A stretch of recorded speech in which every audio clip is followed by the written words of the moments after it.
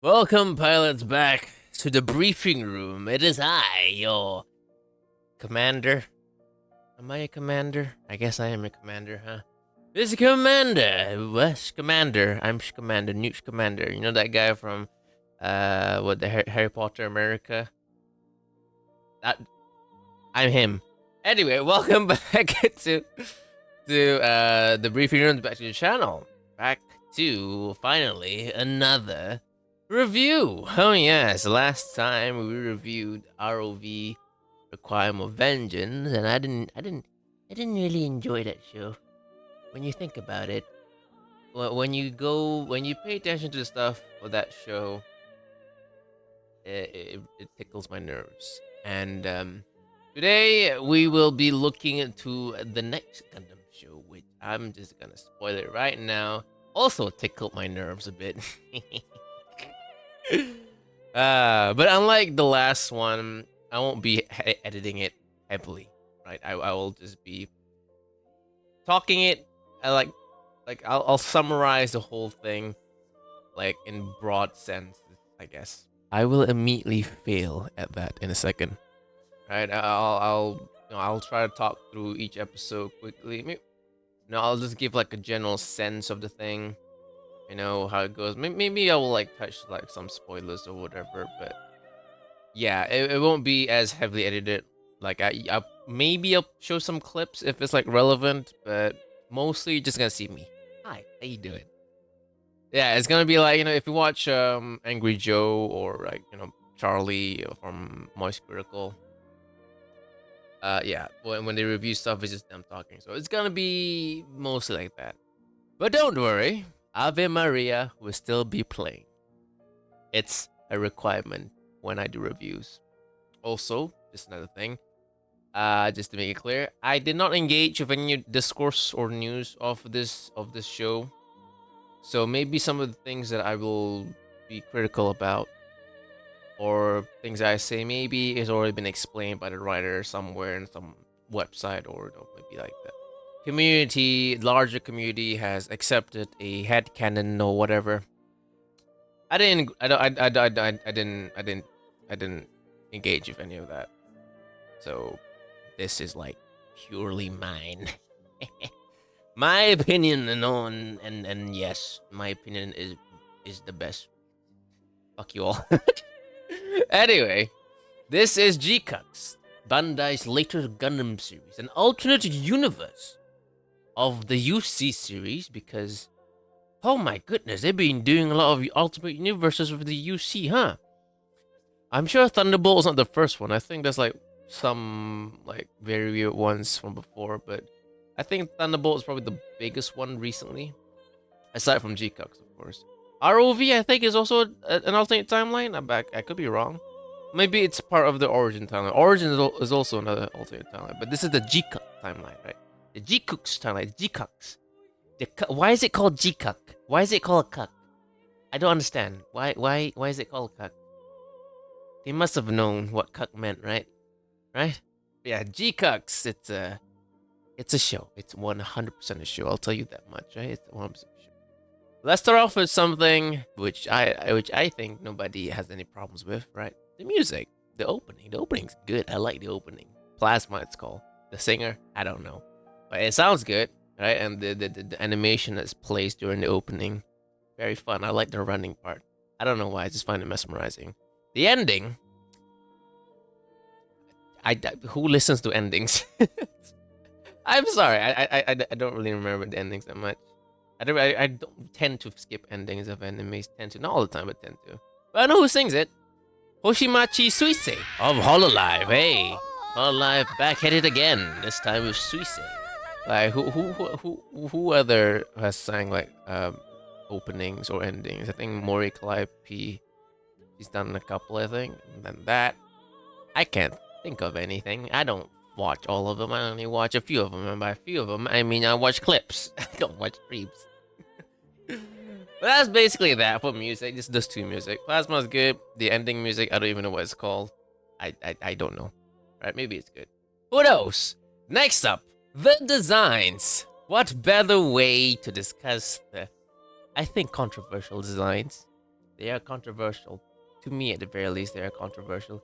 I don't know if they are controversial to the rest of the world. No, they are controversial because I have talked to some people and they said they don't watch the show because of the design. So it is a pretty controversial point. But the designs, the most controversial point, probably most controversial point of the show. What better way to discuss them than a tier list? I've made a tier list. Finally, I'm gonna do a tier list. I always want to do this. What better way to do it than with this show right here? So, as you can see, I've split up the tiers to 5. We got the perfect, we got pretty good, we got the ones that are like, meh, I don't really care. And then there's got a U, and there's a stay your lane. So, the guy who designed the suits, I'm not sure if he designed all the suits and including the ships, so I'm gonna get through the ships too. Is the guy behind Eva, the Evangelion from Evangelion. So he's a pretty big name, pretty reputable, pretty good, I guess. If you could, a good artist, no, reputable, famous, popular artist. But don't take this the wrong way. I'm just saying, it's because you're popular does not mean everything you make is appealing. I'll start with that. Anyway, let's start off. Since it's a Gundam show, let's start off by the Gundam, the original Gundam, the RX-78, and this is very easy. I'm sorry, not really, but how did you? How did you take such an iconic design and turn it to whatever this thing is? Like, this looks like it got freaking it was you forced it to mate with a bug, and this came out. What happened? The classic Gundam is such a a classic design, a timeless design, even probably, and it's such a memorable thing.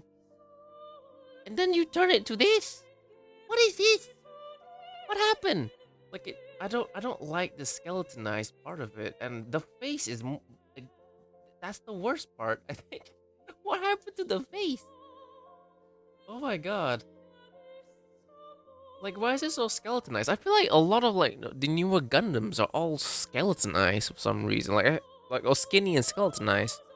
Like, I think it started with Barbatos. Barbatos was very skinny as well, but I think that they balanced Barbatos up by having it wear like very thick armor.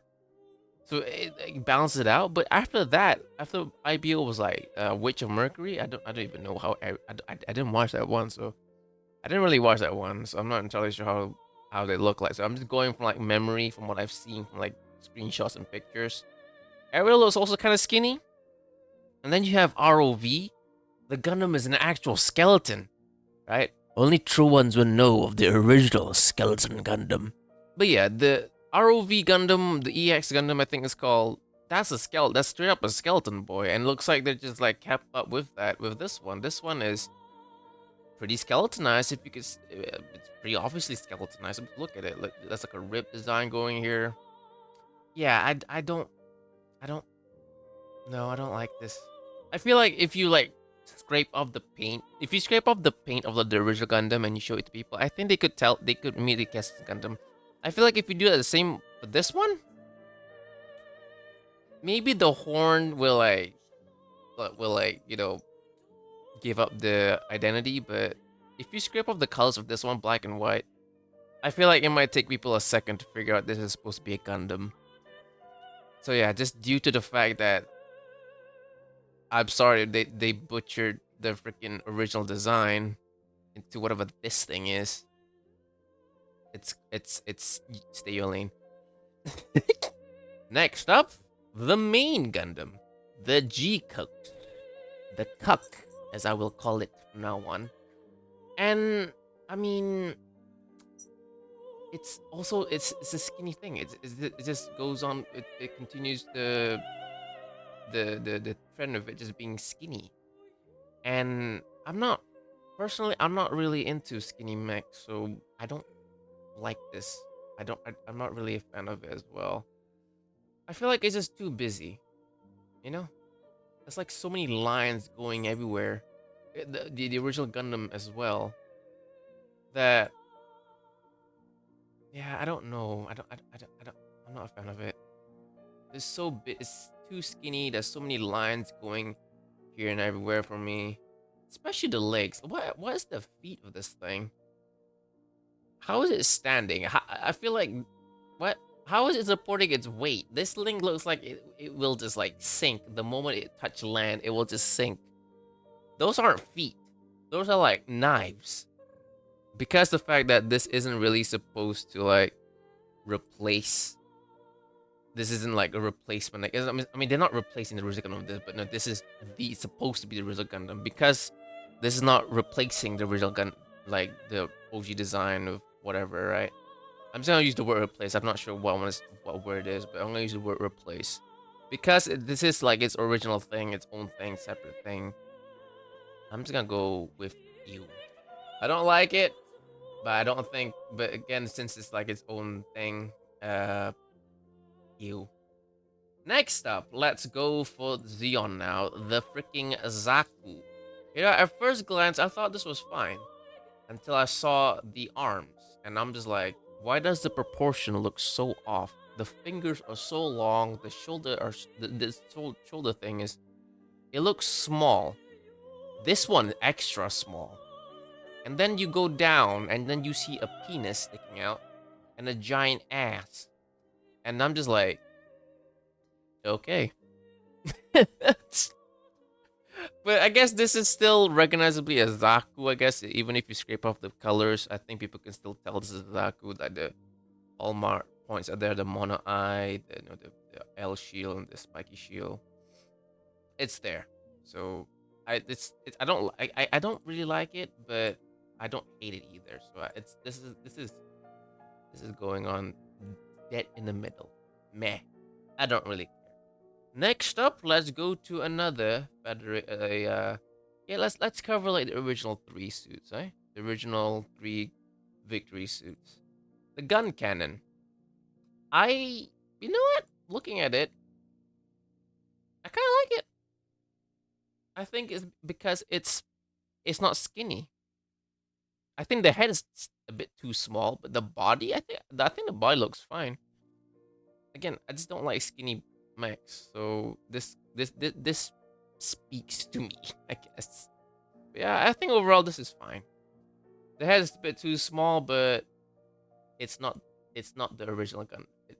Like, yeah, like the face is still similar to like the original ones, just like a visor, unlike what they did to the Gundam, where they just gave it a bug head. This is fine. I like this one, right? This is pretty good. I like this one. That's good. Now for the gun cannon, this thing looks like it's completely from a different series, and this art style, I swear, this art style looks so much different from the rest. It's just jarring. So just based on that alone, I'm just gonna put it down here. Let's move on to our first ship, I guess. Let's move on to the white base, and the white base overall, it looks the same. And you know why it looks the same as the original one? Because it's perfect. It's a perfect thing. Oh, there you go. I fixed it. All right, now we can see everything. Since we start with ships, let's go for another one. Zeon ship. And overall, you can see it's a Musai, but for whatever reason, they decided to make it very tubey. Like, these are tubes. This is what's connecting the front half of the ship and the rear half of the ship. And maybe I don't I don't know if that's good. Like, I'm just thinking this one, I'm not thinking visually. I'm just thinking it as structurally. That's a weak point. That's a huge weak point. Very big weak point. Like, you just shoot this one, it just splits in half, really. And I don't know if this is the kind of design you would give a warship to. This looks like the Nebulon B frigate from Star Wars, where it literally has just a spine in the middle, just a thin spine that's like so easy to snap. And this is giving me the same vibe. I don't. I'm not. I don't. I mean, I like the overall design, looks nice, but just from the tube aspect, I'm gonna put it in. I do care. I do care about the tubes. I'm going with you. Same goes for the Guazine. Like the front, you can see it's a Guazine in the front, but then the back is just a bunch of tubes. I'm not sure what happened there. What? What? Why? Why is it just tubes? There's no armor or anything. So like these ships look weaker than their main counterpart, which is kind of weird considering these were the ships Azion used to win the war with. I don't know, man. I don't like this tube design, the skeleton tube design. It's not really my thing. So this also goes to you. But on the other side, the Federation ships, I actually like them. They're like very utilitarian looking. Look at the salamis. Just a square. And I think it's a good looking square. Oh, rectangle. Like the front half is basically the original design, and the back half they kind of messed with it a bit. But overall, it is the same design, and you know why it stayed basically the same? Because it's perfect. Same goes for the Magellan class. It's good as it was, and they just modern it up a bit, and I like this. I actually like this. So this also goes to perfect. Oh yeah, we got one more Xeon ship, the Chevet, and this one is the freaking Nebulon B class frigate from Star Wars. Look at that. Like I actually like the overall look. If only like this middle part wasn't a tube. This is such a weak point. I don't I can't get over that fact that this is such an easy weak point to split the ship in half. If this was just like if this connected, I think it would look good. It would look very good. But no, they decided to give it a skeleton and again skeleton. Why is everybody going to turn into skeletons now? Skeleton tube shape, and it just makes it look very fragile. And again, just because for that, ew. There's also the Mad Angler, and you don't really see much of it. But again, from just going from just what little we see of it, I mean little, we see the upper half of it, and overall it looks the same, but modernized, and I like that. They stay the same. You know why? Because it's perfect. Same goes for the GOG and the Z-GOG at the back there. They look basically the same, just slightly modernized, and they kept it that way because it's perfect. Next up is probably the most jarring one for everybody, I guess, maybe potentially. The Gym Goog, as I call it. This is the Gel Goog, but I'm gonna call it the Gym Goog. Do you know what? If you ignore the head, I think it looks fine. But because of the head just so weird looking, it throws me off. Like I actually kind of like the body of it. It is skinny, but it's like also like it's armor. It's not like too skinny, I guess, in a way. It's skinny, but there's like bits of it, like the legs look thick, and the arms have like this armor bit there, and yeah, I think it looks okay, but I don't like the head. The head looks so weird, and I also don't like the fact that this is the Gelgoog. So just going for that fact alone, I mean, um, I want to put Stay in Your Lane, but I like the body though. I actually do like if I can chop off the head, I think it's fine. And put like a normal Gelgoog head or like a modernized stylized Gelgoog head, I think it will look good. Let's go. But the fact that it's also the Gelgoog, it's on the gym, it's the Gelgoog. Ugh, conflicted with you or in Stay Your Lane. I'm gonna put it in Stay Your Lane because I don't like, yeah, because that's the Gelgoog and not the gym or whatever. Next one, we have GQuuuuuX's sister or brother or whatever, Gundam Fred.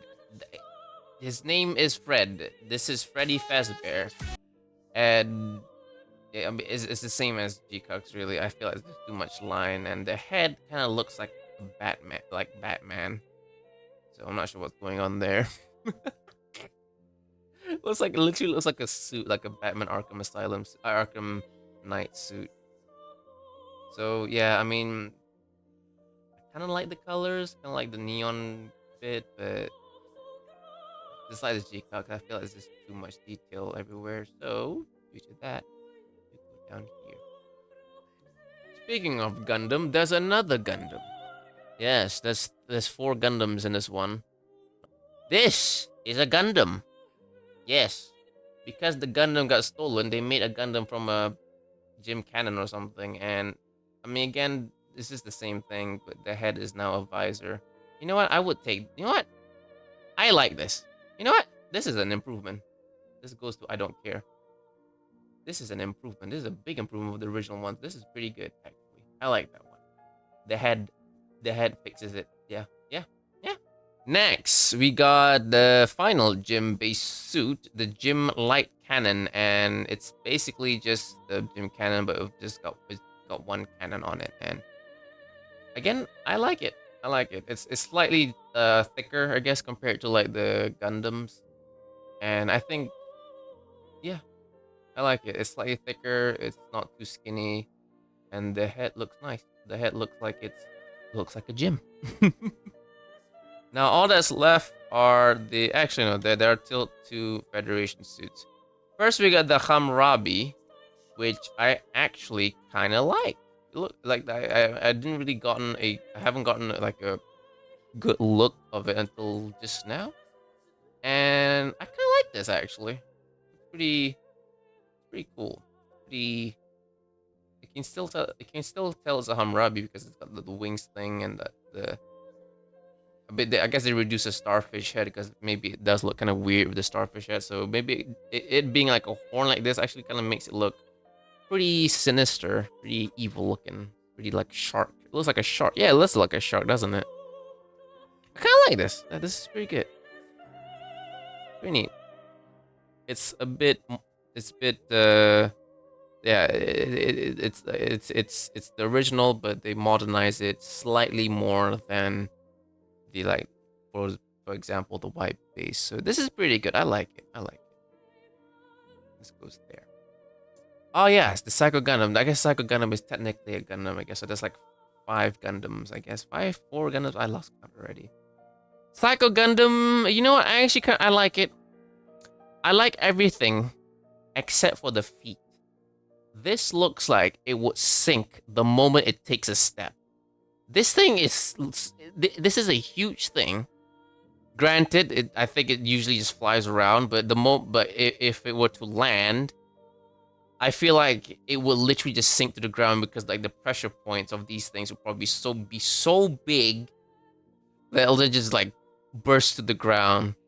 But aside from that, I think it's fine. There's like weird samurai face going on here, but overall, I think it's a Psycho. You can tell it's a Psycho. Got like the particle cannons happening over here. Got the fingers like the holes in it. I'm fine with this. I'm fine with this. This is pretty. I mean, I don't really like it because of the feel. I'll put it down here. It's meh, right? It's meh. I don't really care. No, it's not. I don't care. It's meh. It's meh. We got a couple left, and how about we go to this one? This is the brow bow. It's not the brow bow. It's called the. It has a weird name, but it's the brow bow. I'm gonna call it the brow bow because it is a brow bow. And as you can see, it's the same because it's perfect. What's not perfect is the fact that they gave it an MA mode, and the MA mode looks like the O, but it's anorexic, and they shoved a giant dildo up his ass. A giant dildo that's just way too big for it. Up his ass.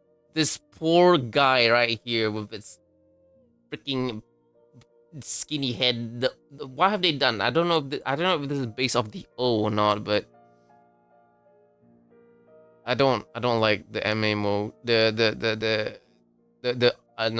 Not the mobile suit mode. I guess this looks. This looks too. It looks so funny. Actually, it was such a funny looking thing. Oh my god! Go down there. This one's perfect. You know what else is perfect? The freaking Dom. They didn't change a single thing about it. Because you know why they didn't change it? Because it's perfect. No, they did add like an extra tail to it. They gave it like an extra tail at the back there. But other than that, it is basically the Dom. You can tell it's just a Dom. It's just a Dom. And it is perfect. I love it. I freaking love it. Alright, you know what else is perfect? The freaking Big Zom. Again, it looks pretty much identical to how it was in the original, just slightly modernized, some slight redesigns to the head and everything, but overall it's basically the same, man. It's the same because guess what? Because it's perfect. Alright, we're coming to the end. It's like literally two left. Ignore this one. I guess this one's part of this one right here. There's the Gion, and the Gion, I actually like it a lot. I think this is like pretty big improvement over the original design. The original design was a bit funky looking, but this I think this is a big improvement. I like the fact that it's not just like a tin top head, like it's just like a little fin at the back here.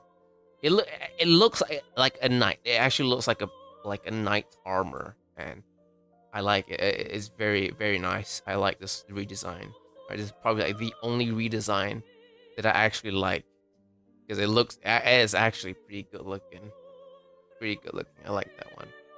And finally, we have just like a little cameo, I guess, of of the Zoc. It's in space now as well. I don't know how that works, but it's a space Zoc now. And going from what little we see, it's got normal arms and it's got like weird claw feet. I'm not sure what's going on down there. I'm not sure if that's a modification or not. I'm not really a fan of it. From what little we've seen of it, I mean, the torso is the Zoc, I guess, but the arms are fine, I guess. Just the feet, just I don't know. Oh, how about this? I didn't care about the Zoc before, and I don't care about the Zoc now, so it's just going in the middle. I don't care. But yeah, this is my tier list. What do you think about it? You're probably calling me a fucking blind dick, and guess what? I guess I am. You probably disagree with it. Maybe agree with it, disagree with it. I don't know. I don't care. This is my list. I can do what I want with it. But yeah, that's the review of all the designs of GQuuuuuX. And without further ado, let's get to the big meat. The gigantic meat. The story. And now we come to the part where, my goodness, I'm gonna let's just get into it, okay? So, the story, I'm just gonna rip the bandit off. It's rushed. I feel like it is so rushed. I don't know I hope it's not like written from the beginning like that, because if it is, what the fuck were they thinking? I'm sorry. I'm not saying it can do a better job. I'm just saying, what happened? Like, if the show was like cut short, then okay, I understand, right? Sure, why not? You got that excuse for the sudden change in pace speed in the middle of the show, all right? But I can split the show in like two halves. The first half is very slow. I find it very slow, at least very slow, snail pace. Absolutely nothing happens. And then the second half, everyone just enters hyperspace, figuratively and literally. I will get to that. Also, I don't know if I completely forgot whether I said or not. Possible spoilers. Most likely spoilers. Spoilers alert. We start with the first episode. And, we get introduced to everybody. We see the Wasabi base. It's not the white base, it's the Wasabi base now. And Shalabul, who looks like a Pokemon character, is the one in charge. And you got Xavier, this guy called Xavier, is like his protege. He's like a new type. He's supposed to be testing he's going out in the GQuuuuuX. The cuck, as I like to call it. I'm gonna call it the cuck now. The GQuuuuuX, he goes out to test it out or something, and lo and behold, the Red Gundam just happens to be there as well. And they're like, "Oh my god, Red Gundam, go after it." That's Char. Char is gone, just disappeared. That will be explained on the second episode. Okay, so what's his face? Xavier tries to go after him. Or maybe, yeah, no, I think he was just looking for him first, and then he found him later on in the episode. Anyway, but yeah, that's it. That's the Xeon side. They just fly around this colony to try to look for this, to either test out the GQuuuuuX. I think it was to test out the GQuuuuuX, and then they just so happen to come across the um Red Gundam. But anyway, we get introduced to the actual main character, Machu. She is just a random high school girl with no links whatsoever to like the mobile suit, to anything mobile suit. Why am I mentioning this? Because after what happens in this, in literally a couple of minutes is a yeah. Anyway, she's like walking to school, and then this other girl bumps into her. Her name is Nyan, like like the cat. She's getting chased by police because she's like smuggling something. As she bumped into Machu, she slipped the thing she was smuggling, which is like into Machu's bag, and it was some kind of computer or something. Right, it's some kind of computer. For the later on, we get introduced to like the Pomeranians. The Pomeranians is like this. It's like a group of like illegal mech fighters, right? The whole clan battle. That will explain in a second. But basically, that computer was supposed to upgrade their Saku, right? So she's running. She slipped the computer in. Machu finds out and was like, "Huh? What the heck? Why does she have this? Where does this go?" So she kind of entraps Nyan. Nyan will 100% come back for that thing. So she kind of traps Nyan a bit. She gets Nyan to steal her bag, but the computer isn't in there. It's actually just a tracker. And then she followed Nyan. She threatened her, or she like blackmail her or something. Be like, "I'll give you the computer if you take me to whatever your place is." Okay. So they go to the Pomeranians. Again, they're like mech fighters. They're called clan battles. All right. It's basically just that. It's just like it's just illegal mech fighting. It's post-war. There's like surplus mechs everywhere, and everybody just likes fight each other with it illegally. I don't know why they didn't make it legal. You think there'd be a lot of money in that, but they illegally make it that, I guess. But yeah, then we get introduced to the Pomeranian crew. These guys are they're forgettable. They don't contribute much. I mean, except for that one, the boss lady, I guess. But they don't really do much. They're just kind of there. But yeah, while this happens, the GQuuuuuX Xavier found the Red Gundam, and they kind of get into a tussle. The local police force, like swarms them, like hunts them down. Because they're fighting in a colony. They're fighting outside their colony, or whatever. The fighting happens, and eventually they landed inside the colony. And the Pomeranian crew was like panicking, like, "Oh shit, they landed in our neighborhood. That means the police are gonna be here soon. And if they're here, that means they're gonna scour through all the buildings. They're gonna find our illegal Zaku too. So we gotta hide this thing." So the guy this nerdy guy, he's probably the pilot, whatever. He gets into Zaku, right, and he tries to go to hide it. Machu, for whatever reason, decides to just jump in with him, and the guy just lets her. I don't know why. Maybe she did say something. Maybe I've forgotten a piece of dialogue, or whatever. But I'm just giving you from what I remember, right? And she just jumps into the Zaku for no apparent reason. And the guy just lets her sit there. Like, this is a very tight cockpit, and she just lets her stay in him with him. Okay, whatever. Okay, sure, whatever. They go out of their base and try to find a hiding zone, and immediately they get found out by the police.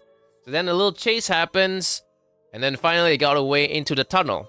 And in the tunnel, the GQuuuuuX was also there. Like, Xavier is standing outside a GQuuuuuX and is like, "Where can I hide you?" or something like that. Like I think the GQuuuuuX turned off on him or something, and he couldn't get it on, so he got out of the suit and be like, "Huh, what the heck do I do with you?" At the same time that happened, the Zaku that Machu was in enters that tunnel, and when Machu saw the cuck, she immediately got out of the cockpit and just jumped into the cuck. I don't know why, but she just did. She did, and it turned on. It responded to her. It immediately responded to her, and the cuck waked up, and there's like these weird hands covering her in the cockpit. It's like, I'm not sure what the heck's going on there, but that's a thing now. And yeah, she's like a new type or something. She's like a pure new type. So and she can just pilot the suit like it's nothing. So she gets the suit, steals it, and then runs away. And that's basically the end of episode 1, right? Introduction episode, sure. Whatever. Still, I'm not sure why Machu stole the suit. How she stole the suit. Just able to do it, I guess. But, that's just Gundam stuff, I guess. That's Gundam for you, right? Every single series starts with the suit being stolen or something. Well, at least most of them. Actually, no. Every single series starts with a suit stolen. No, not every, but most of them. A lot of them. Anyway, episode 2 is a flashback episode, and I like this episode. The episode shows how where the timeline diverged, and this is when episode 1 of the original Gundam. Instead of Denim and Slender, it was Char and Denim that went inside the base, and due to that, Char was successful in stealing the Gundam. And then they had a little fight with the gun cannon.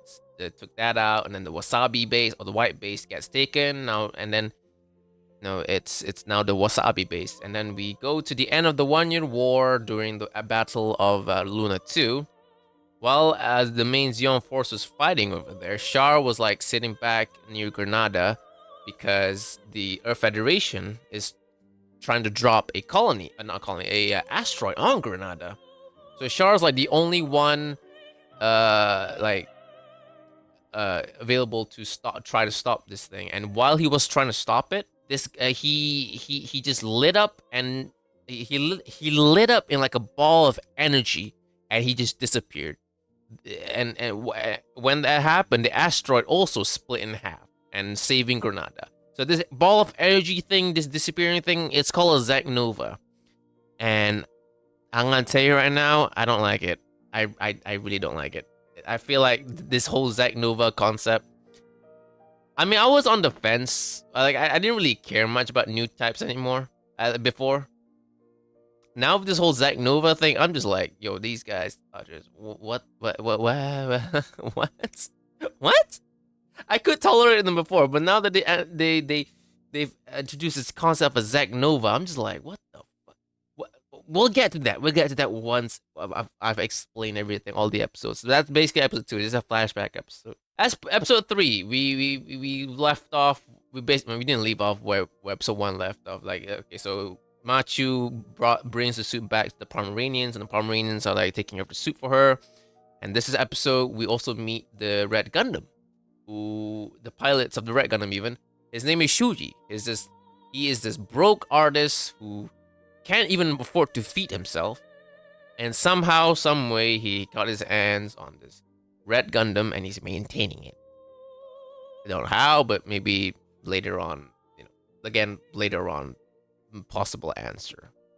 Like, he's going out in battles with this thing, and he just can't even afford to feed himself, doesn't even have a house or nothing, and he's literally living in a hole. And somehow, some way, he's taking care of this Gundam. Okay? How? But anyway, Shuji turns out to be will now be her Mav, her partner. Right? The Mav is like, well, it's just another word for partner. I'm not sure why it's called a Mav, but it's called a Mav. All right. Anyway, they get into their first fight, and they just fight some random Zakus, some random no-name Zakus, and they just beat them like they're nothing. I mean, they just beat them. But while this happens, since they're all fighting together, they're both Red Gundam and GQuuuuuX, the Wasabi base, they were trying to find their suit back, because the GQuuuuuX is their suit. So they're trying to find their suit back, and then they saw like the clan battle, and they saw, wait a minute, that's the freaking GQuuuuuX and the Red Gundam. What? How?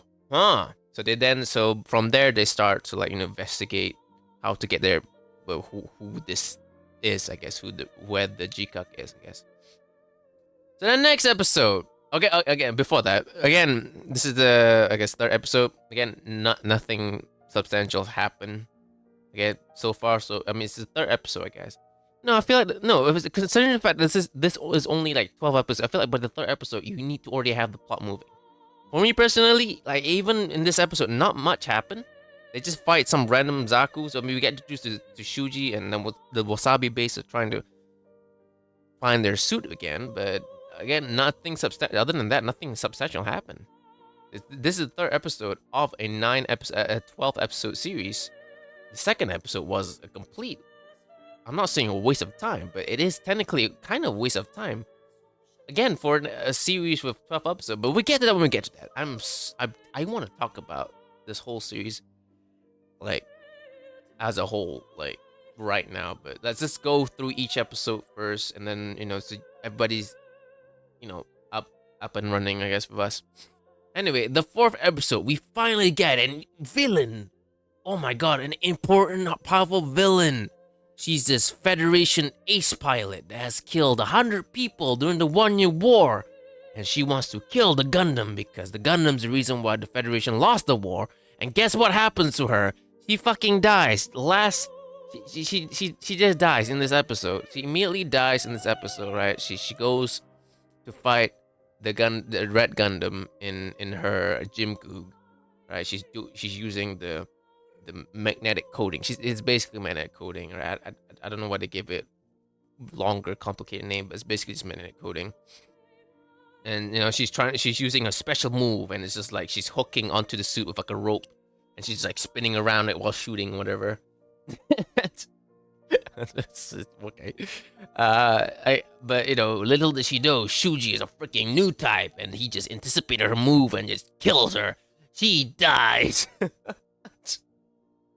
And that's where the episode ends. Literally just that.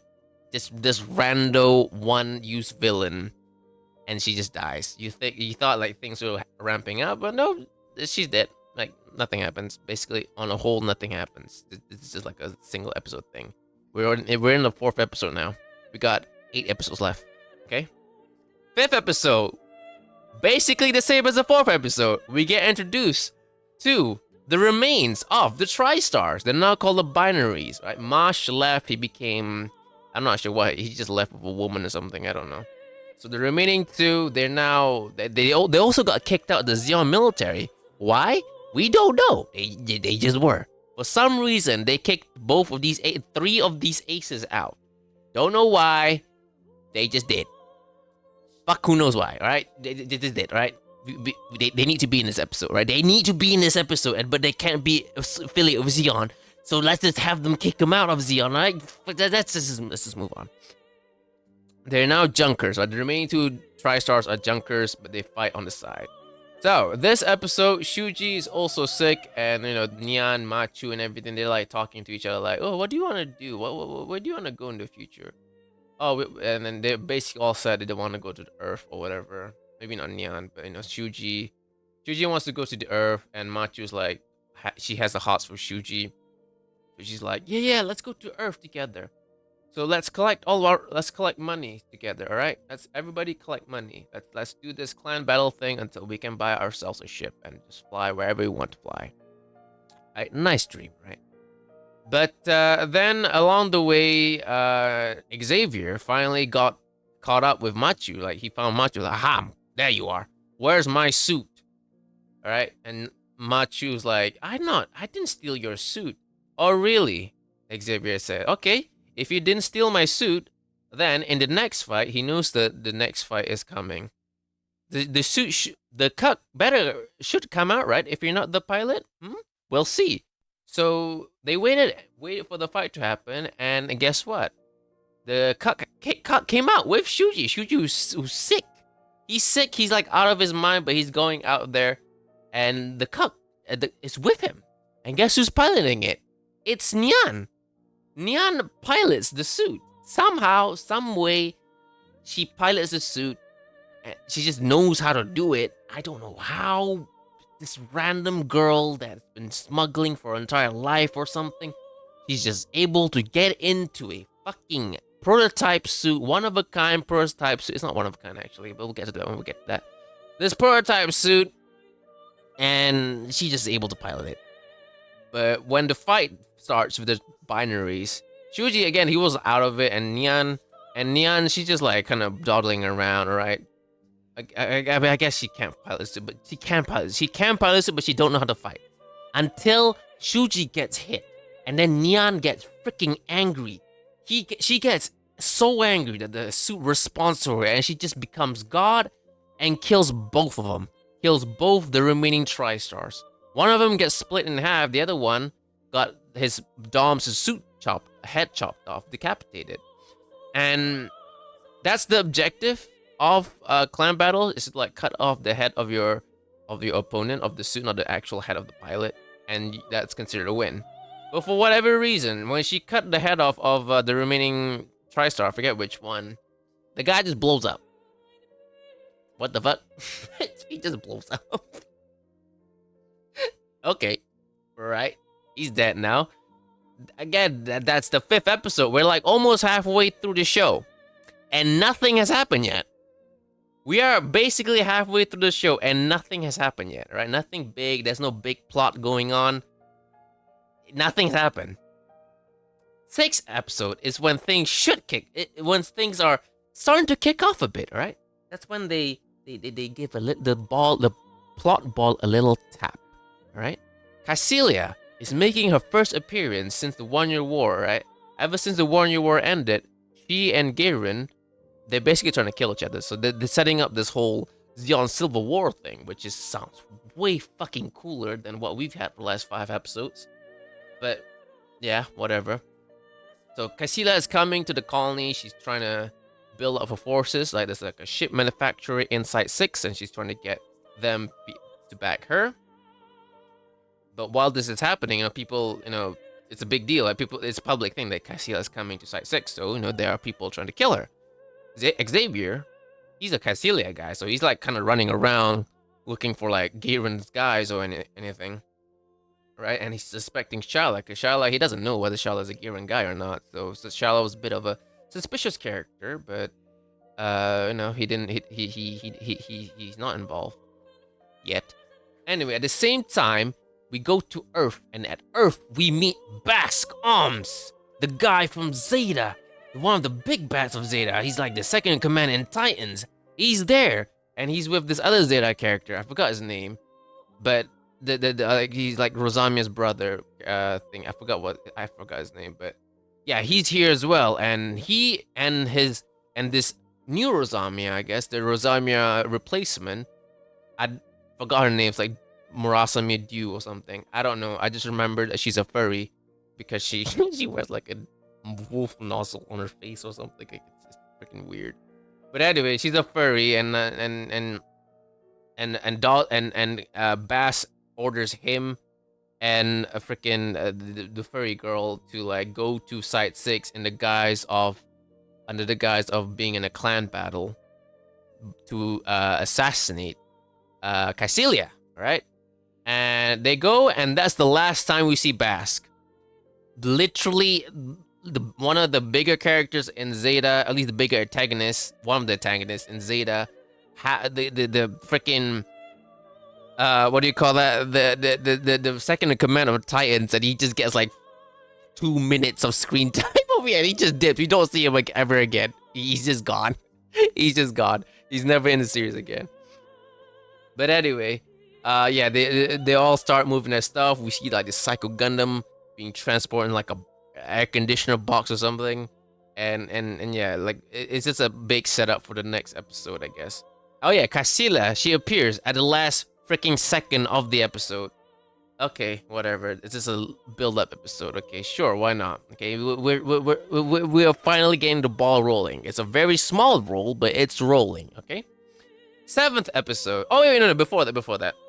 Shyla finds out the Pomeranians. Like, he met with the boss lady of Pomeranian's team, and he told her, "I know you know where the GQuuuuuX is and the Red Gundam is. So how about this? I give you money, you give me location."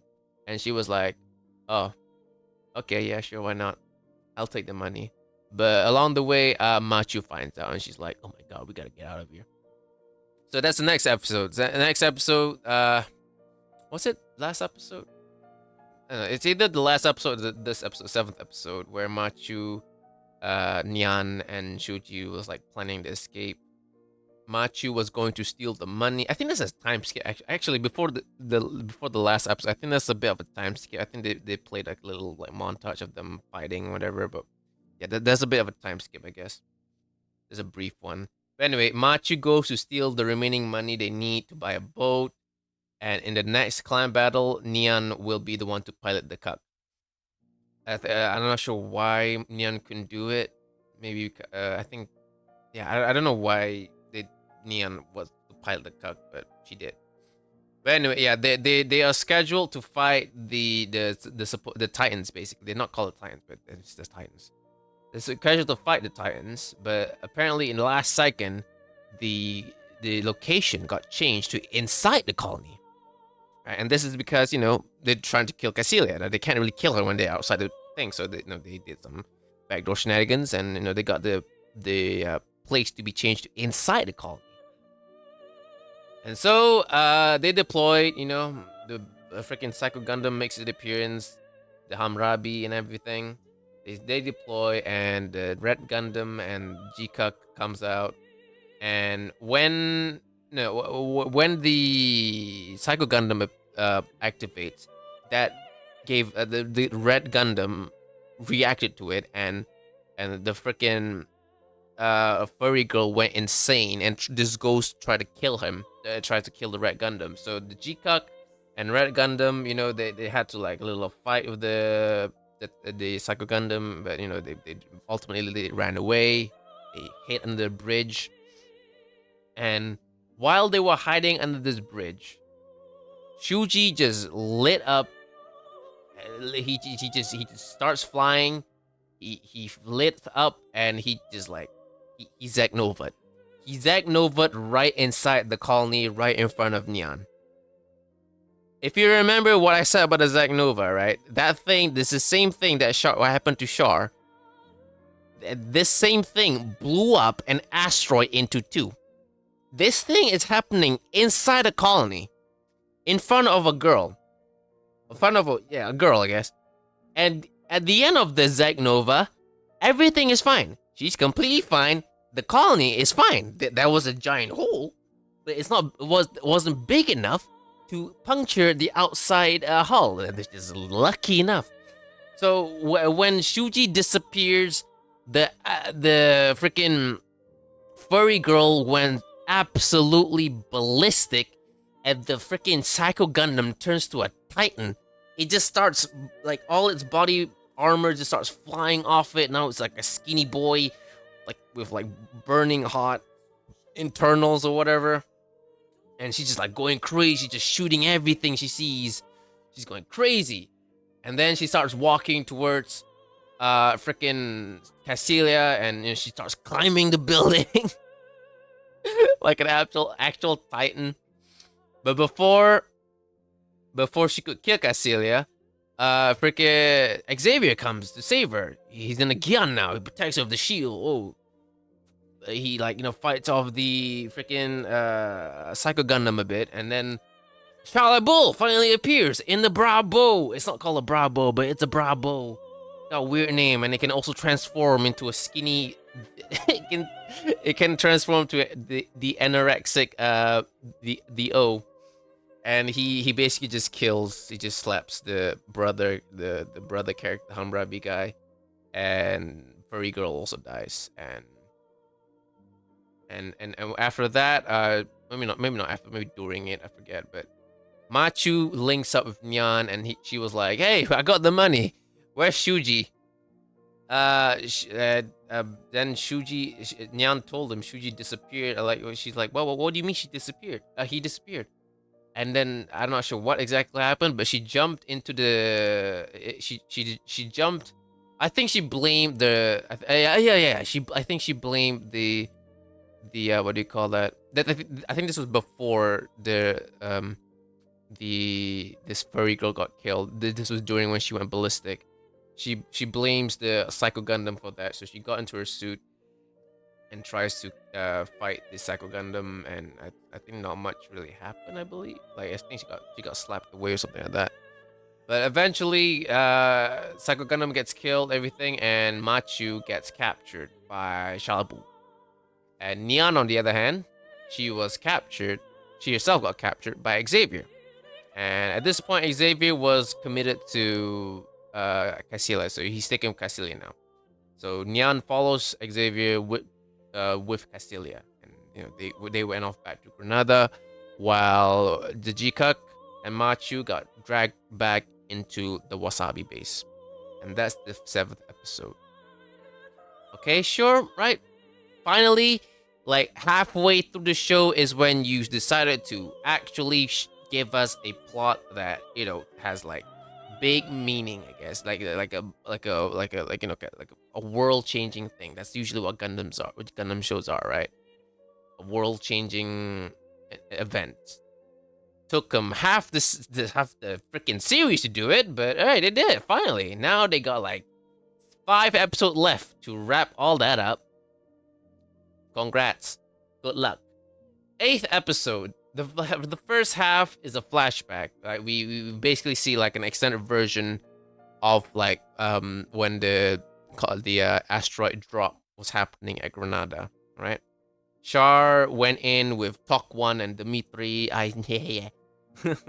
Char went in with some other OG characters. He was assigned by Cassilia to go in there with like Tok 1 and I think Dimitri was his name. They went in there, set the colony. They breach into the asteroid, starts planting bombs everywhere. And then when all the bombs are planted, Char ordered everyone to go back to the Wasabi base. He stayed back. He stayed back, and he actually turned off the bombs because, he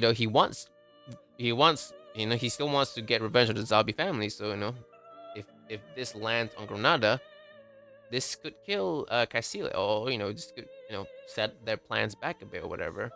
But while while he was turning off the bombs, he encountered Artasia. She's piloting a Jim cannon or something.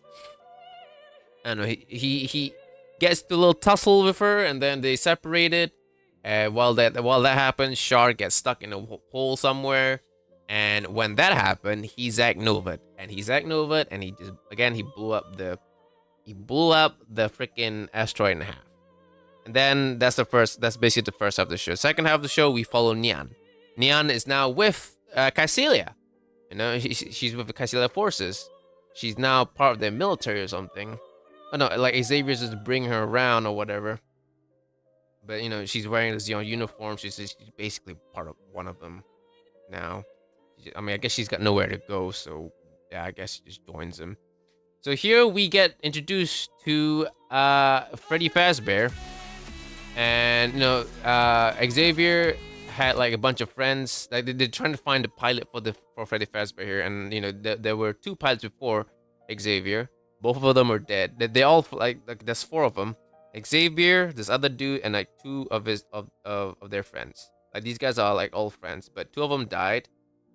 2 of them died while trying to pilot Freddy Fazbear. But it turns out it was the other friend, the one remaining friend. He was the one that's killing them because he is a Girin spy. So there's like a tussle happen, and they try to kill each other. And I forget whether it was Xavier or Nyan that was about to get killed, but someone was about to get killed, and Nyan became God again, and freaking Freddy Fazbear responded to her, wakes up and kills the spy. At the same time, there was also someone trying to kill what's her name, Cassilia as well. And she was supposedly her aide, but he turns out to be a spy as well. And she kills him with a good old fashioned tap tap. Pom pom, he's dead. So that's the 8th episode. I guess things are happening. I guess Girin made the first move to kill her. So that's that, I guess. Oh yeah, as the episode ends, we suddenly cut to the cuck falling to Earth. That's update. And then immediately after that, we meet this mysterious blonde guy. I wonder who he is. We don't see his face. I wonder who he is. Anyway, the 9th episode started where we left off with the cuck falling to Earth. So Machu wakes up in a mansion, and this mansion is a brothel. Hoo-hoo. And inside this brothel is also Lala. Yeah, she's premium product. She's the she's like the big dog. She's not the boss. She's not the mistress, but she's like She's like she's the top escort, I guess.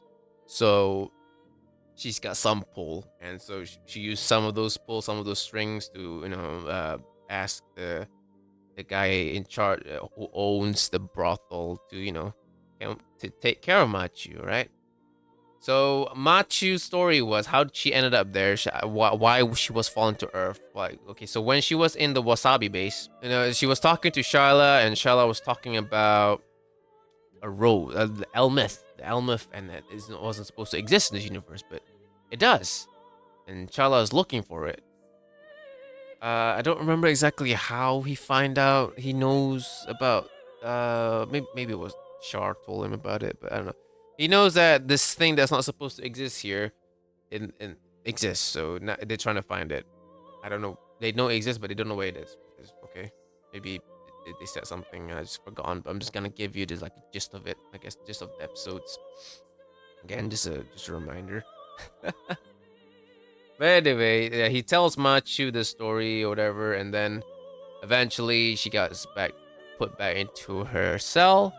But then the door mysteriously opens. A freaking ghost opens the door for her. Her phone just starts ringing. There's like this someone texting her. We don't know who it is, and I don't think we ever find out who it is. I don't think is it Lala? I don't know if it's Lala, but someone texted her, and as far as I remember, never really been said who did it.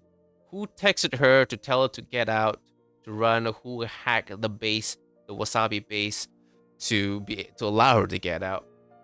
But she got out. She just gets into the cuck and just flies off towards Earth. I still don't understand why there are no security like protecting these suits. Like, well, where are the security guards in these things? Well, why do they not have security guards? Do you not believe in security guards?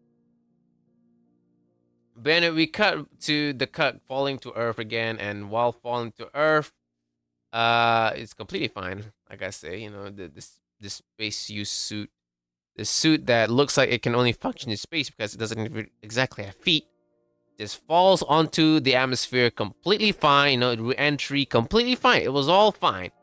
And then, while falling towards the ocean, the core fighter ejects with Machu in it, and the suit lands. I don't know how fast it landed into the ocean, completely fine. While the core fighter lands in a mountain range somewhere, and that's where they found Machu and brought her to this brothel.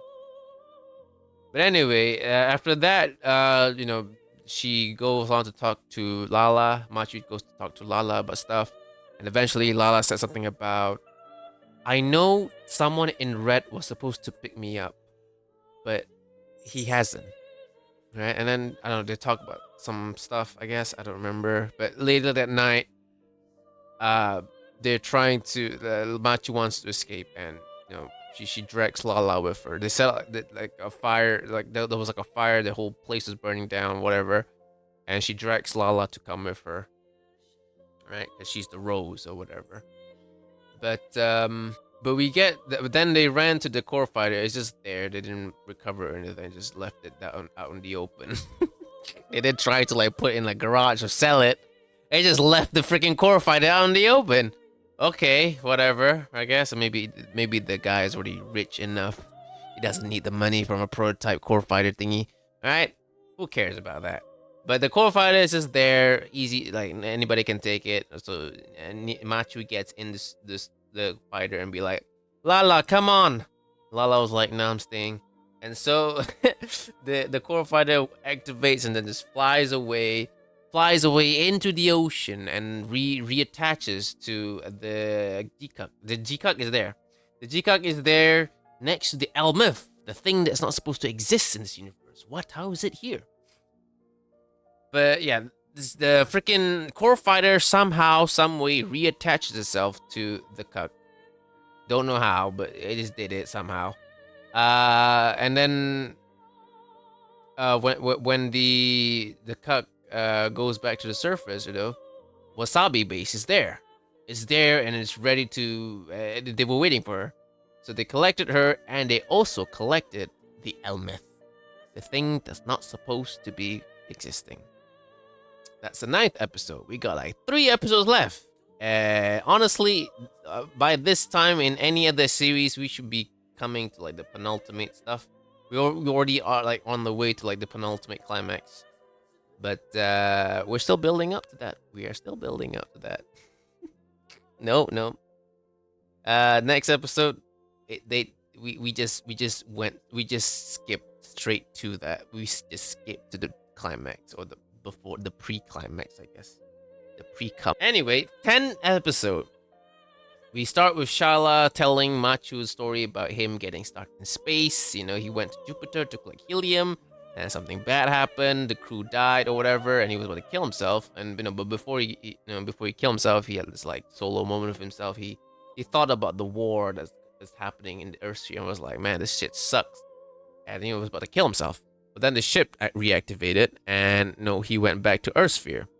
That's when he met Char, and they kind of have the same deal. They're trying to, not really stop the war, stop the war in a way. So he partnered up with Char. Anyway, we go to this giant machine floating over the Earth, supposedly to fix the Earth's climate or whatever. We go there. The entirety of Xeon military is basically there. Maybe not entirety, but it's there, I guess. A lot of them is there. And finally, we get Kycilia finally meets Giran. Giran is there in his glory, and he just fucking dies 2 minutes afterwards. Kycilia gasses the room, killing Giran, killing his freaking assistant lady, and this random dude. I don't remember who he is. He doesn't matter. He died. They all die, and Kycilia is fine because she's wearing a plastic film over her mouth and nose. It's not. It's probably no. It's not just plastic film. It's probably like some high tech shit. But it looks like a plastic film. She just plastered it on her face, and she survived because of that. So that happened, and now Giran's dead. Time to take out his goons. So Kycilia gives the freaking green light, and Xavier leads a bunch of Gions out of his ship and just starts attacking the 3 big Zoms that were in that place. There were 3 big Zoms, and these Gions just stabbed them. Basically stabbed all of them to death, just like that. Let's give a quick stab. Like these were the same thing that like Slagger Law had to kill himself to give Amuro even a chance to kill the freaking big Zom. But there's 3 of them, and all you need to do was just get a bunch of Gions to fly straight at them, and everything is, all is good. Neon is there too. She's in the Freddy Fazbear, and she's been ordered by Kycilia to go inside the machine.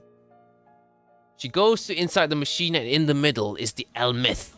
Oh my god, she goes in front of the Elmith, and then she taps a bunch of buttons, and guess what happens next? A fucking black hole opens up! A black hole opens up. It sucks Albaku, right? Albaku from across the freaking solar system. It sucks the Albaku in it alongside with like the majority of Giran's forces in it, and they just disappear into this freaking black hole. This giant, they made a black hole gun. Where did this come from?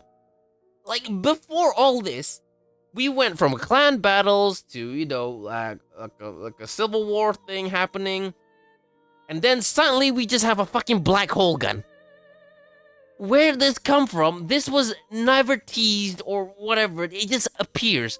A black hole appears, sucks in freaking Albaku away into the nether realm. It's gone now. It's fucking gone.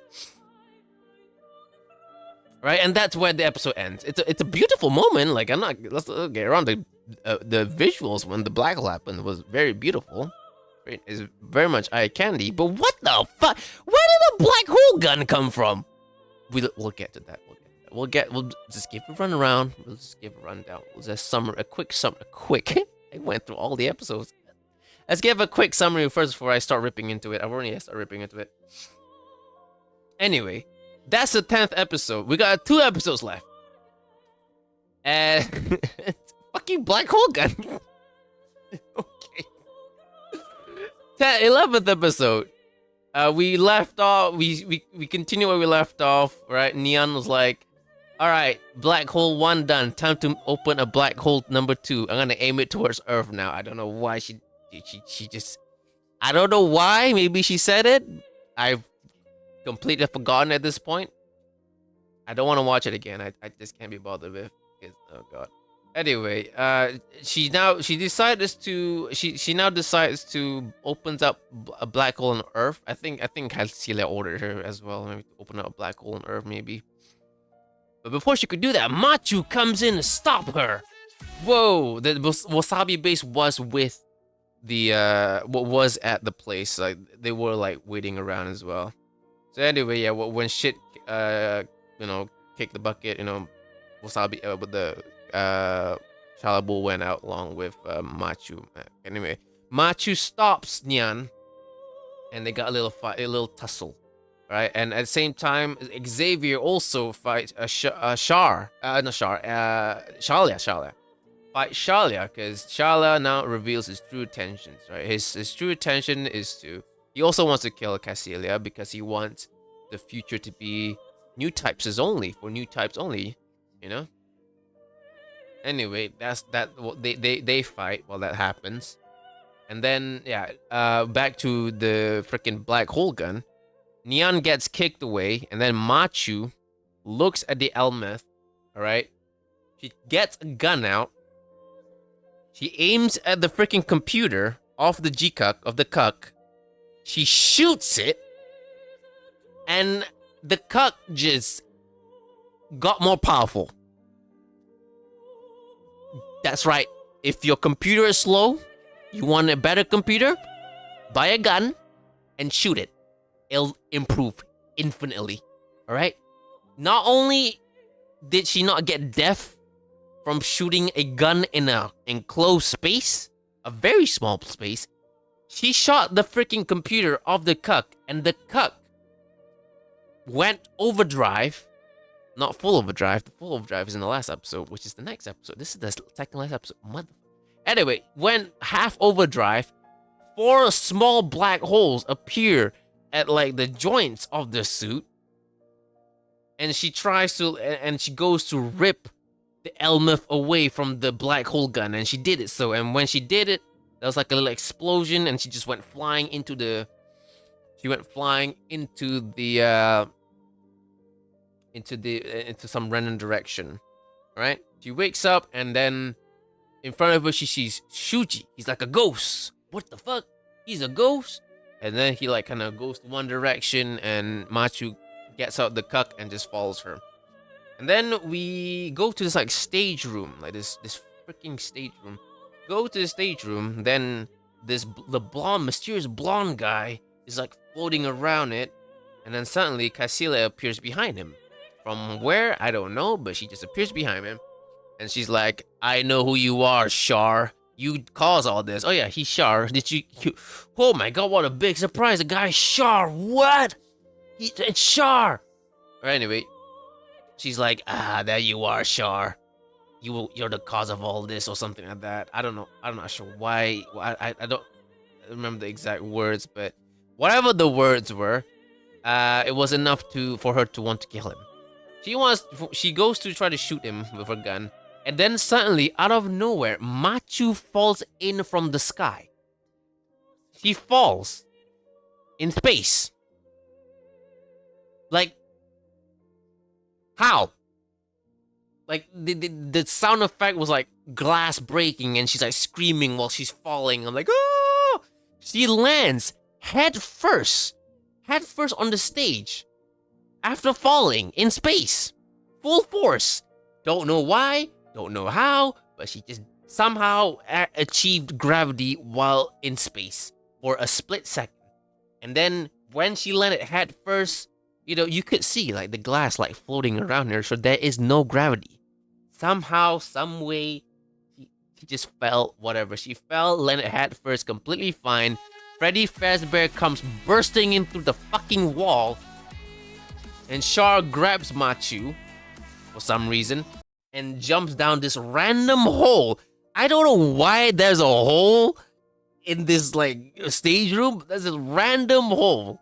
an escape hole, maybe, I don't know, a random hole that leads to basically like the outer edges of the facility. It's I fucking what? And okay, so they got to the end of the hole, and Machu and Char kind of walk around, talked a bit, and then they enter a little tunnel, and lo and behold, the freaking red Gundam is there. It's just there. What? What? It's just there. Oh my god. But yeah, and Char mentioned Shuji, and he said something about Shuji just appeared in front of him one day, so Shuji actually just teleported in front of him. But anyway, he gets in the red Gundam, and he goes to like he wants to go stop Lala, to get rid of Lala, this Lala that's not supposed to exist here, the Elmeth Lala. We cut back to the stage room. And Neon gets out the Freddy Fazbear to check on Cassila. Oh, Cassila, you okay? Are you okay? Are you okay? Oh. And then suddenly, Machu reappears in the freaking stage room. She jumped down a hole. Jumped down in space. Again, down in space. She jumped down a hole in space into some random faraway tunnel. And then in a matter of minutes, she got back into the same room she jumped away from. Freaking Cassila goes to shoot her, but then Neon decides to shoot Cassilia because she's my friend. Oh my god. She starts to panic, gets to the Freddy Fazbear, and just flies away. While freaking Machu gets back into the GQuuuuuX to stop, what do you call that? To stop freaking Char. Char is like in front of the Elba and was about to take care of Lala. Then Machu stops him because for some freaking reason apparently Lala is important to Shuji now, I guess. No, I think Shuji said something about he wants to go to Earth to find a rose, and Lala is that rose, I guess. I don't know. But for some reason she's very important to him, I guess. Because of that, she's very important to him, okay? Whatever. Lala kind of woke up a bit in the Elmeth. Like, also, I forgot to mention that the Lala in this is like, she's kind of in like a coma or something. She wakes up a bit, and everything just kind of goes Kira Kira. Oh my god, Kira Kira. Shuji's there as well. What? Shuji's there, Char's there, and they kind of talk. And Char said, I gotta end this. I gotta bring her back. I gotta take her back to where she come from. And then Shuji's like, I don't want to hurt her, but I need to destroy this world. I'm just like, what the fuck are you talking about? What? Where did that come from? Why did you suddenly talking about completely destroying this world? All right, as that conversation is happening, Beyond the Time, the legendary Gundam song Beyond the Time starts playing. And I'm over here, like when I was watching, I was like excited. I was like, what the fuck? Whoa, what's going on? Beyond the Time starts playing. We cut to like a portal, a big portal, and we see a silhouette coming. And I'm over there sitting. Holy shit, is that the new Gundam? No, it's the OG Gundam. I'm like, what the what? Why is it not? We'll get to that. We'll get to that after I've explained everything. But that's where the episode ends. With Beyond the Time starts playing, and the OG Gundam appearing. And guess who's playing the OG Gundam? That's right, Shuji. Who the fuck is Shuji? Anyway, last episode. Yeah, this is the last episode now. We went from clan battle to black holes in a matter of like 2 episodes. And now we're at the last episode. Nice job. Anyway, black hole gun. We go back to the black hole gun, and the whole structure just splits in 2. And Char says that he built this so that he can send Lala back home to where she comes from. Oh, how the fuck did you that this would have been a very interesting thing on how he managed to do this, but we get to that when we get to that. Anyway, Shuji now says he wants to kill her. Even though literally just seconds ago, he said he doesn't want to hurt her. But he wants to kill her now. He wants to kill Lala so that this world can end. him and Machu have this Kira. Oh fuck, I hate Kira so Kira moment with him, and then he shows that this Lala is the cause of this universe, of this shit show. All right, this Lala, instead of her dying, it was Char that died, and that caused her to go Zack Nova. That actually turned her to God. She is now capable of rewriting time. She created multiple timelines. She had Char pilot different suits. She had to pilot the Goof. She had to pilot the Zuda. The not the Big Sun. What's it called? The Big Ro? Not the Big Ro? Whatever, the big space claw thing. I forgot what it's called. The Galbaldi Alpha. She had him pilot everything, but in every single thing he dies. So she comes to the conclusion that in order to save Char is to get rid of the Gundam, and to get and her way to get rid of the Gundam is to have Char steal a Gundam. You know, Shuji told us this. This is what Shuji tells us. You know, been better if all that, instead of showing a PNG of all this different mobile suits that Char piloted, why not just show literally what happened? But no, we're gonna get to that. Okay, we're almost there, right? It's the last episode, right? Anyway, he now needs to kill her before she fully wakes up and finds out that the Char that she saved is rejecting what she did. All right, so that she doesn't go sad. She doesn't become sad and go create another timeline that Char, that she gets everything. So now he tries to kill her now. Right? That's why he wants to kill her. Shuji is now, you know, like those time police from like the MCU. You know, those people that try to nuke Deadpool's world. Yeah, Shuji's that. He's the time police now. That's just who he is. He dipped. He appeared one episode. He dipped in one episode. He comes back, and now he's like, "Hi, I'm the Time Rosa. I'm going to fix things." Fuck you. Who the fuck is Shuji? What the fuck? Oh my god. Anyway, we come back to Char. Char and Shala Bull had a little fight as well. Shala Bull's like, you're too bad. You're bad. You are a vengeful. You are a bad person. We don't want you to lead the world. So we had your sister lead the world. Yeah, remember Artasia? She appears like briefly in one episode, and in this episode later on, he becomes a fucking queen. Okay. Oh fucking K. Right. Anyway, Char and Shala Bull has a fight, and you know the fight ends with like how Amuro and Char's fight ended in original Gundam. The head of the Red Gundam gets shot off, and Char shoots the freaking thing up to the sky in that pose and destroys the Brow Bull, but it doesn't kill Shala Bull. Alright, Shala Bull just later ejects him, but Xavier catches him or something like that. Anyway, Char goes flying around a bit, and then Cassilia tries to kill him. But Char Uno reversed her ass and killed her the same way she died in the original timeline. But this time, instead of a normal bazooka, she got shot in the face with a giant bazooka, a hyper bazooka. She dies the same way, and yeah, she just dies, I guess. Yeah, sure, she's dead. She's dead. That's the Zabi family. No. Oh, we'll get to that in a bit. We'll get to that literally just minutes away. Anyway, that's the end of all the OG stuff. We go to back to Shuji and Machu. All right, they go to a little fight because you know killing is bad or whatever. Machu doesn't want Lala to die or whatever. So they have a little fight, and while they're fighting, Nyan just decides to join the fight and just joins the fight in against freaking Shuji, because why not? I don't know what's going on, but I'm gonna join. Fuck you, Shuji, your shit. Anyway, they fight. They kind of outmatch him a bit, and then the Gundam suddenly becomes a freaking mega size model. It becomes mega size. Well, you know, it's like this huge thing while everybody else is still a high grade, right? We got a mega size over here.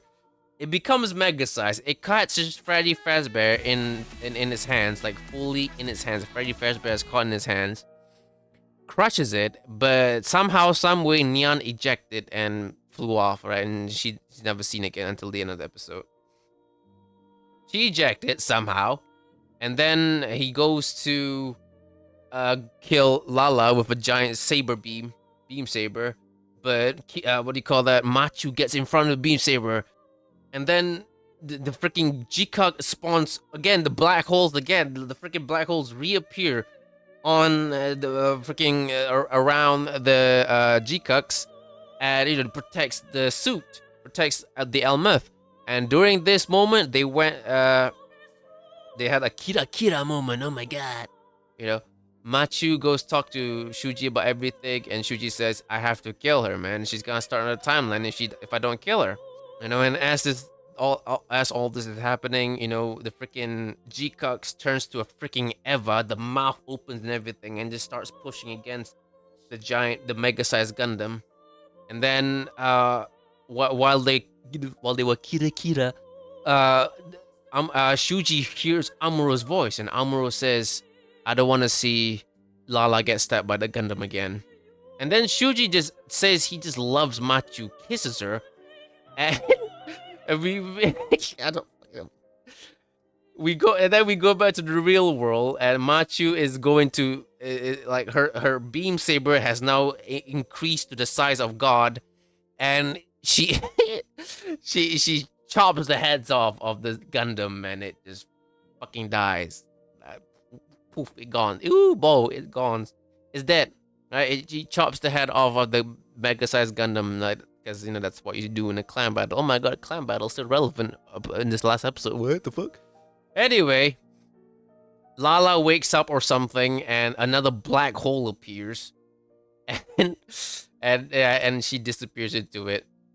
And basically after that, we get a little montage of everything. You know, Machu's now a wanted terrorist or something. I don't know what the fuck happened to her.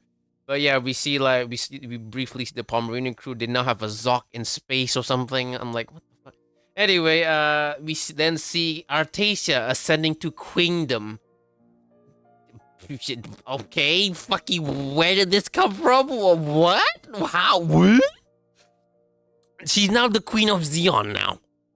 And then we go to the beach on Earth. Machu and Neon is there. And then Neon was like, "Hey, what do we do now?" Machu gets up, turns around, looks at her, and be like, "I'm gonna find Shuji," and it cuts to black, and that's the end of the series. I don't know about you guys, but what what happened? What? Hold on. Okay, let's cut it back. We spent the first 5 to 6 episodes doing absolutely nothing, right? Doing clan battles or whatever, right? We waste 2 episodes. It's not even 12 episodes, it's 10 episodes. Because 2 episodes were flashback episodes. That doesn't count. So this series, this whole story, had 10 episodes to tell a story. And in 5 of those episodes, 5 to 6 of those episodes, they just fucked around. They fucked around, didn't do anything, and then suddenly episode 7, 6 comes around, and it just went to hyperdrive. There's like a freaking civil war going on. There's a fucking black hole gun. There's multiverses. There's a giant fucking Gundam. Artasia's the queen? What's going on? What? Uh-huh. I really hope this was something that had like multiple seasons to cook, but Bandai was like, no, we don't have money for you guys, so they just cut it or something. I don't know. I hope that is the case, and not like this was written from the beginning to the end, from the beginning like this. Because this was written to the beginning. Is what the fuck? What? The main story happened away from the main characters. We have like Char. He wasn't responsible for the giant black hole gun. We didn't see that. He just suddenly says it in like last 2 episodes. Oh yeah, I made this. I had this made. What? We should. That's one plot that we could have seen. One plot that we could have seen was Char, you know, experiencing the whole Zack Nova thing, comes back and finds out about Lala or whatever, and he wants to bring he figures out everything that this world shouldn't exist, and he's trying to fix it, whatever. That should have been a plot. That should have been a one plot. All right. The other plot was the Zeon Civil War plot. This got into it like out of nowhere. Like we just suddenly introduced to episode 6 that Zeon Civil War is about to happen. I wish we saw more of that. Like, freaking, Shala Bull would have been the POV. Should have been the POV episode character for that. We explored the intricacies of Zeon, like the politics of everything, and his also secret plan. See Artasia, his plan to see Artasia freaking elevated to queendom. We should have seen all that, but no, we don't see all that. Artasia just suddenly becomes queen at the end. Fucking what?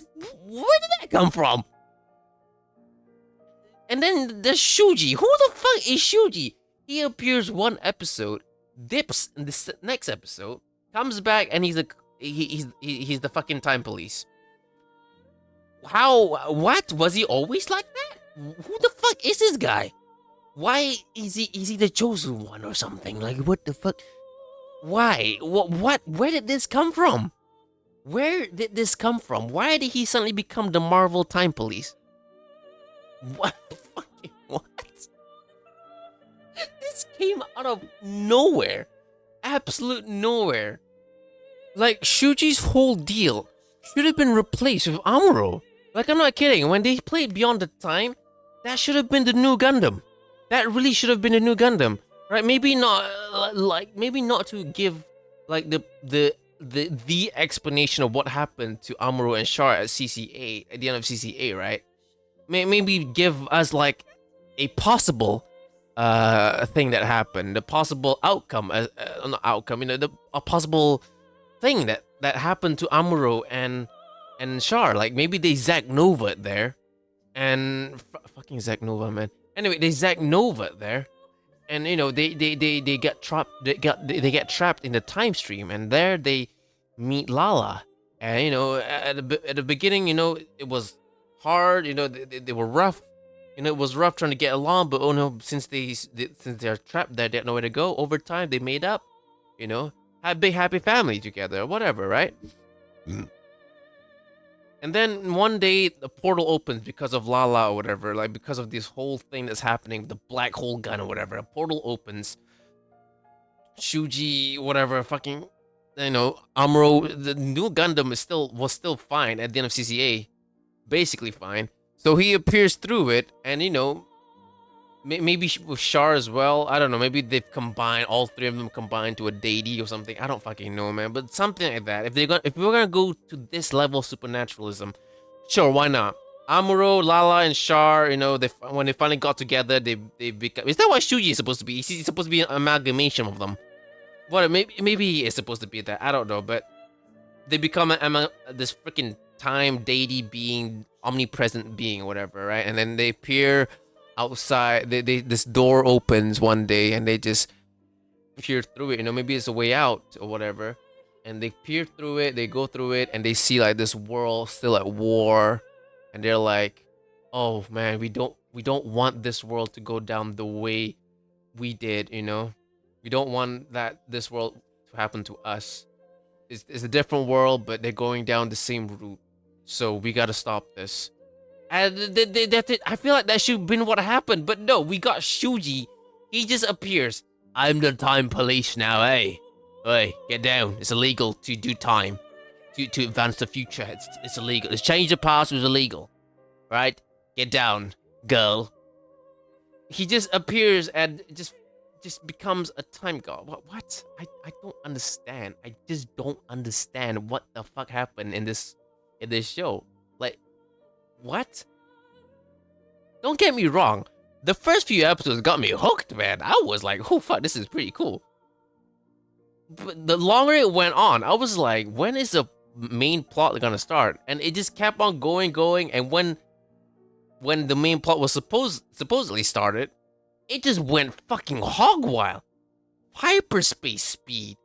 So I was like caught in a whiplash. I was like, what the hell am I watching? Like, disappointment doesn't even cover it.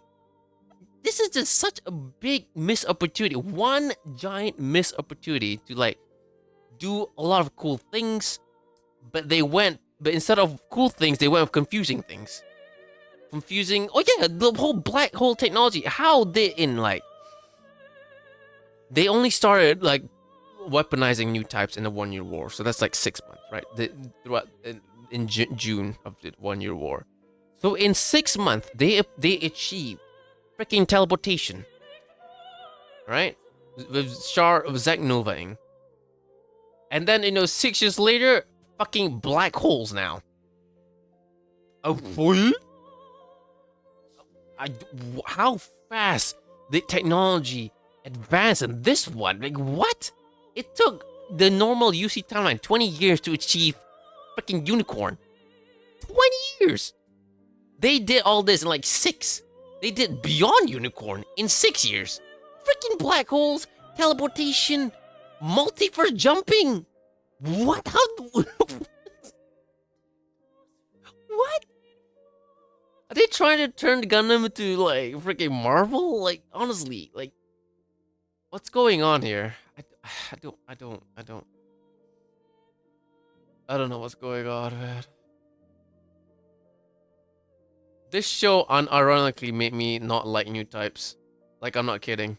Before I didn't really care about them. Like, I'm just kind of neutral of them. I didn't really care. Like they exist. Okay, sure, why not, right? But this one just made me absolutely just. I don't like them. If this is what they can do, fucking, how is the world so fucked? And when they can just go back in time and just fucking change things. Like what, dude? Moses Schultz, he was onto something with exam, right? But we should go back in time and let him finish exam. We need to get rid of new types. Like honestly, fucking exam is the savior. Holy shit, exam. That man's a prophet, man. He's a prophet. He's not a madman. He's a freaking prophet. Charles Moses, he was onto something, man. Oh, speaking of Charles Moses, or just characters in general, OG characters, I swear to God, they're just here for nostalgia bait. Aside from Charlotte Bull and Cassilia, I'm not gonna. I don't know if Char counts because he just appears one day and be like, haha, I can do all this now. Lala, like they are just there to bait. Like they don't do anything. They don't do anything. Maybe Cassilia did something. Maybe Charlotte did something. Char again, he just appears out of nowhere. You see Makuve. He's apparently the guy that ended the 1 Year War. He was the commander of the when Zeon attacked Luna 2. What happened to him? What happened to him? Right? Like he just dipped. Again, Bask appears and just dips. Like why even bother? Just to bait people? Artesia. Again, she just appears for a brief second. Next second, she's a queen. What? And apparently the guy next to her is Ramba Ral. That Ramba's there? We don't see him? What? Also, like, how did... Fucking, what happened to Garma? What happened to Garma? Lovable, popular Garma. He didn't die, because the Gundam never got to Earth, so he never died. So what happened to Garma?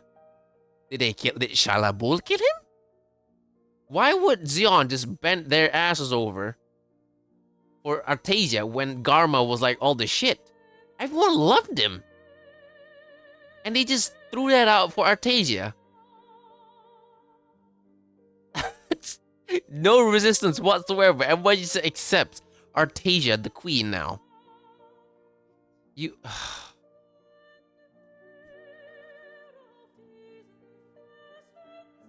God, dude. This show was... It could have done so much. It could have been like literally Giren's Greed, the anime, explore like, Zeon's point of view, I guess, or something. Zeon winning the war.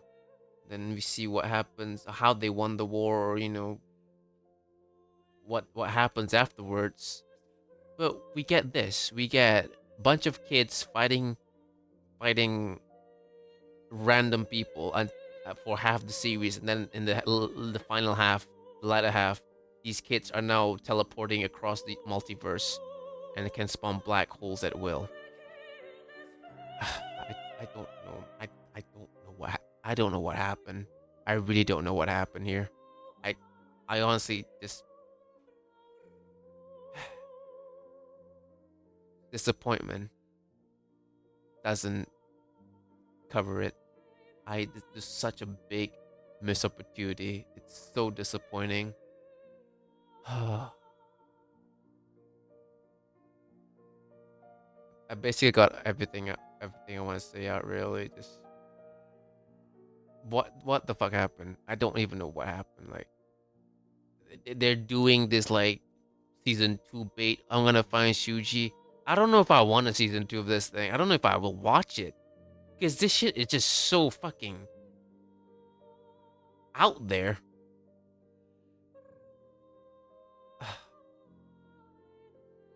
I mean, it's not the first Gundam series to be got out there, but that's G Fighter. But G Fighter fucking owns it. They know they're being stupid, so they just own it. There's a bunch of people fighting in robots, and the robots also have superpowers. Like it's just a thing. They just fucking own it.